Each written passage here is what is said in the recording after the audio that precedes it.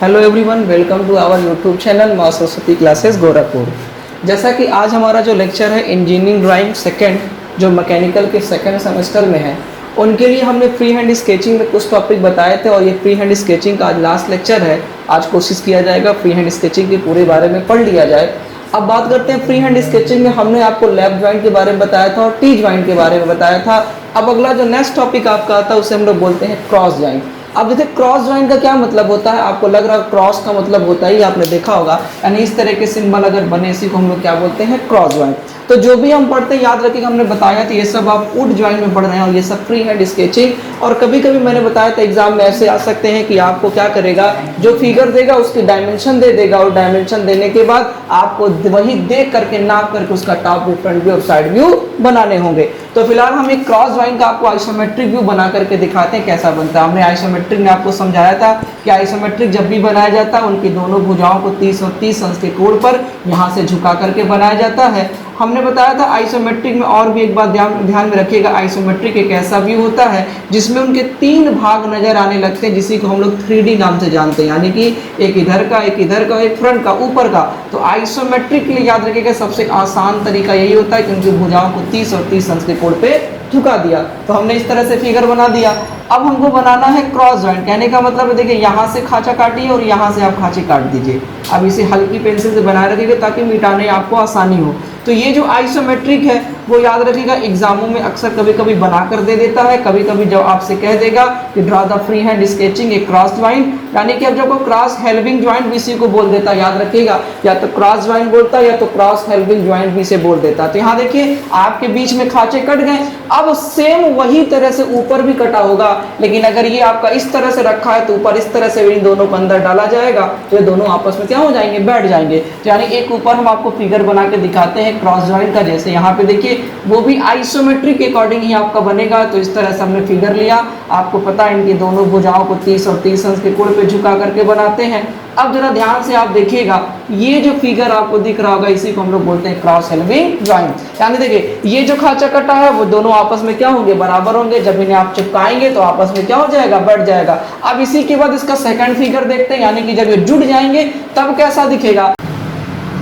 चलिए अब by the ये फिगर आपका आइसोमेट्रिक में दे दिया, जब इन्हें आपस में जोड़ेंगे तो इसका जो शेप दिखेगा वो इस तरह से दिखेगा।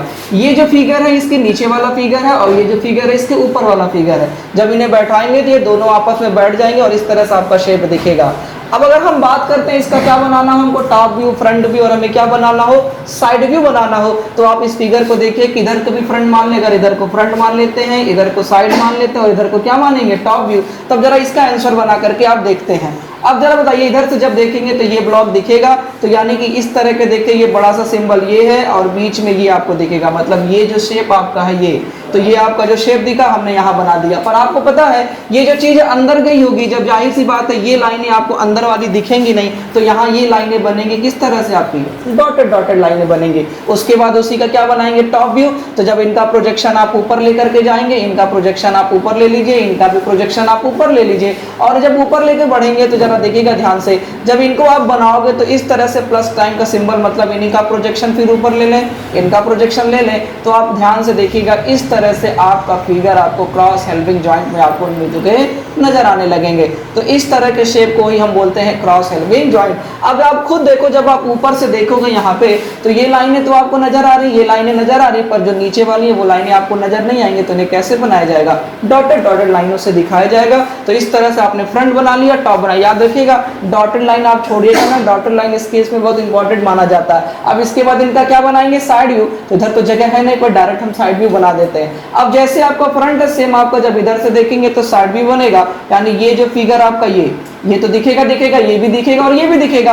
तो ये किनारे और किनारे पर ये हो गया। आपको पता ये चीजें होंगी, लेकिन इसके अंदर ये जो लाइनें आपकी होंगी, ये सब लाइनें वो अंदर जाने से नहीं दिखेगा। तो इन्हें कैसे दिखाया जाएगा, ये डॉटेड डॉटेड। तो इस तरह से आपने क्या बना दिया, टॉप भी बना दिया, फ्रंट भी बना दिया और आपने साइड व्यू। तो ये आपने क्रॉस हेल्पिंग ज्वाइंट का आपने क्या बनाया, पहले आइसोमेट्रिक व्यू आपने बनाना सीख लिया।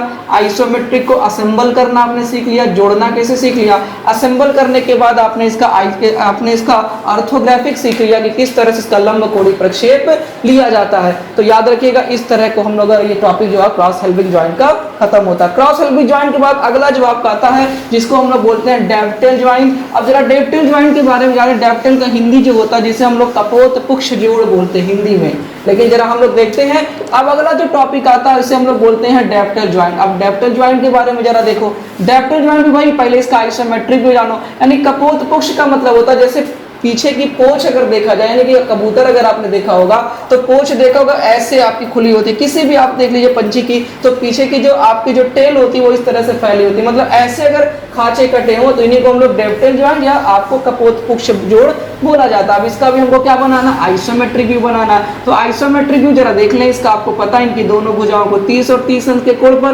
पहले आप हल्की पेंसिल से एक साफ सुथरा इस तरह से फिगर बना ले, फिर जो मिटाना होगा हल्की पेंसिल से। अब यहाँ जरा देखें, अब इनका हमने बताया था कपोत पुक्ष जोड़ बनाना, तब इसे क्या करेंगे, काटेंगे। तो अब इन्हें काट करके हम आपको दिखाते हैं। तो एक बार हमने इधर से तिरछा काट दिया, एक बार हमने तिरछा इधर से, हमने बताया था इस तरह से तिरछा कटा होगा, इसको मिटा दिया, फिर इसे मिटा दिया। अब इसे नीचे परपेंडिकुलर लाइनें खींच दे और इन्हें मिला ले, और इसे मिला के और इसे मिला दे और ये मिला दे। आपको नजर आ रहा होगा इसमें जो खांचे कटे हैं वो आपके थोड़ा तिरछे कटे। पिछला जो कटा था, पिछले में आपके जो कटा थे वो सीधे सीधे कटे थे, परपेंडिकुलर इस तरह से पैरेलल लाइनें कटी थी ना, इस तरह से तिरछा ये।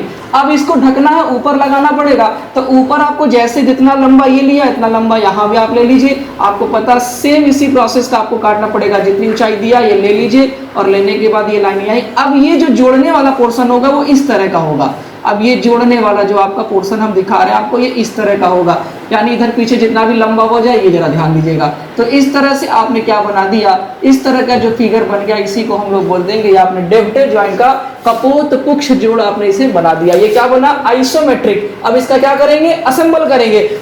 घबराइएगा मत, एग्जाम में अगर आपको देगा तो इनकी डायमेंशन दे देगा तब जोड़ने को कहेगा, लेकिन अगर नहीं देता तो फ्री हैंड स्केचिंग आप जितना भी डायमेंशन लेना चाहे ले लें। ऐसा नहीं कि आप यहाँ 50 ले लें तो यहाँ 30 ले लें। जब आपको नहीं दिया तो आप अकॉर्डिंग कुछ भी ले सकते हैं। अब बात करते हैं, अब इन्हें जोड़ा जाएगा। अब जोड़ने के बाद इसका कैसा फिगर दिखेगा, आप खुद इन्हें आपस में बैठाइए। जाहिर सी बात है जितना दूरी ये इतना दूरी ये है तो आपस में चिपक जाएगा, जितना पीछे का ये इतना ये।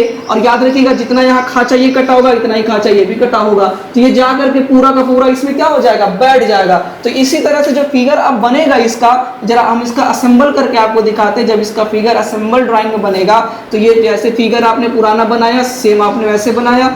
अब इसके बाद जरा देखिए ये चीजें और ये आप यहाँ ले लिया, लेने के बाद अब क्या करना है, इसको इससे मिला दीजिए और ये मिला दीजिए ये। अब आपको पता है ये इधर, आपको पता है ये जो लाइनें हमने लिया था वो क्या लिया था, थोड़ा सा तिरछा लिया था, तो आप इस तरह से तिरछा ले लीजिए और इसको मिला दीजिए। और इधर भी आपने लाइनें क्या लिया था, थोड़ा सा तिरछा लिया था, अब इसे तिरछा ले लीजिए और इन्हें मिला दीजिए।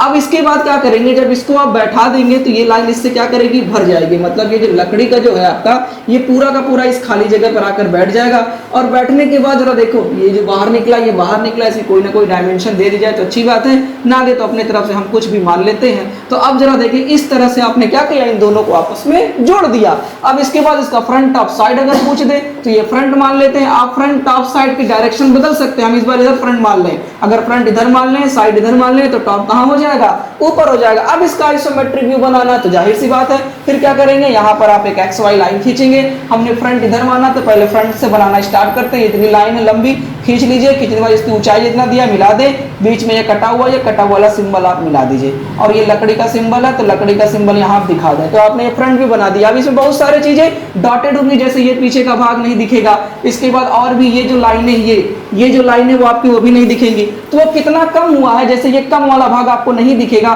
तो यहाँ आप इसे कैसे बनाएंगे, यहाँ आप इसे डॉटेड डॉटेड बनाएंगे। इसके बाद ये पीछे वाली ये लाइन भी नहीं दिखेगी, तो कुछ दूर छोड़ के तो यहाँ भी डॉटेड बना ले और यहाँ भी डॉटेड बना ले। याद रखिएगा डॉटेड मैंने बार बार बताया, डॉटेड और ध्यान रखिएगा, डॉटेड ही आपका मेन इंपॉर्टेंट होता है। अब इसके बाद आपने ये फ्रंट बना लिया, अब इसके बाद टॉप बनाएंगे। तो आपको पता टॉप बनाते इनका प्रोजेक्शन ऊपर ले जाएंगे, ये लाइनें यहाँ लेंगे। इस तरह से देखिए आपका डैफ्टेल ज्वाइंट बनाया, जिस तरह से हमने इस तरह से बना दिया। इसके बाद जरा देखिए यहाँ कम हुआ, इसके बाद ये फिर लाइनें ऐसे तिरछा इससे मिला दिया, फिर ला करके इससे मिला दिया। जो भी है आप इस तरह से आपने, अब जरा देखिए ये आपने कौन सा व्यू बना दिया, आपने इसका टॉप व्यू बना दिया। अब किसकी बात करेंगे, अब इसके बाद साइड व्यू की बात करेंगे। तो इनका प्रोजेक्शन घुमा करके नीचे लाएंगे, तो जगह ना होने की वजह से हम डायरेक्ट राइट साइड भी बनाते हैं, क्योंकि ये चीजें फर्स्ट ईयर की जो आपने पढ़ाया गया होगा, कॉलेज में पढ़े भी होंगे आप लोग। तो इसको जब इधर से देखेंगे ये दिखेगा, ये दिखेगा, तो जो दिख रहा है आप इसे बढ़ा लीजिए, आप इसे बना लें। यहाँ हमने देखिए इसे इधर ले लिया और ये लाइनें आपने इधर खींच लिया। अब ये दिखा, आपको क्या ये दिखेगा? ये नहीं दिखेगा। तो जब ये नहीं दिखेगा तो उन्हें कैसे दिखाएंगे?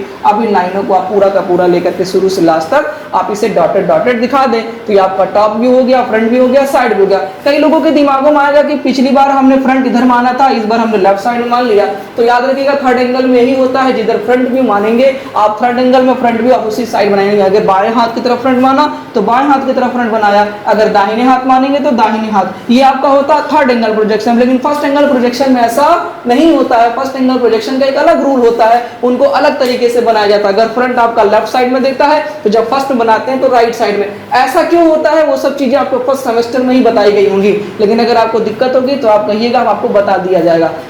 चलते हैं, तो ये डेप्टर भी खत्म हो गया। अब इस टॉपिक का एक छोटा सा और बताते हैं, मार्टिस एंड टेनन जॉइंट। इसी प्रकार सिमिलरली आपका मार्टिस और टेनन भी कई प्रकार के होते हैं, लेकिन हम आपको एक छोटा सा बताते हैं, बाकी आपके बुक में दिया होगा, प्रैक्टिस करिएगा। ना समझ में आए तो आप हमसे फिर से क्वेश्चन करिएगा, हम उसका अलग अलग वीडियो बना करके आपको।